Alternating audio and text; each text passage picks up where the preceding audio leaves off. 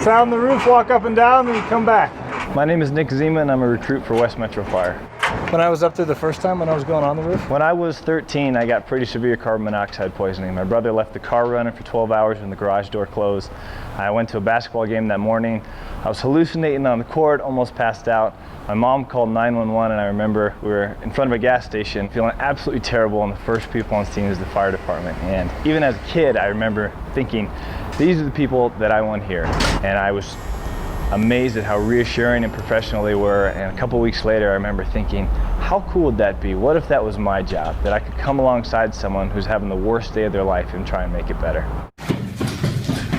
I was a strength and conditioning coach. That's what I went to school for at CSU. So I worked with Loveland Fire and here at West Metro Fire as a strength and conditioning coach.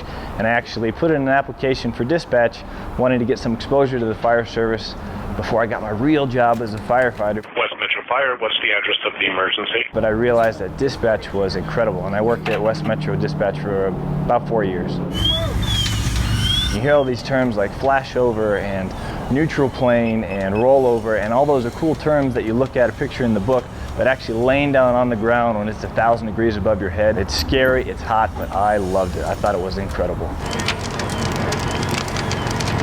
I think everyone loves a firefighter, but there's a lot more to it than that. There's a lot of people who are hurting, maybe physically or mentally, and I feel like God kind of put me in a position to where I can connect with people very well, whether that's a medical call or they just experienced a tragedy in a fire, and just make people feel better.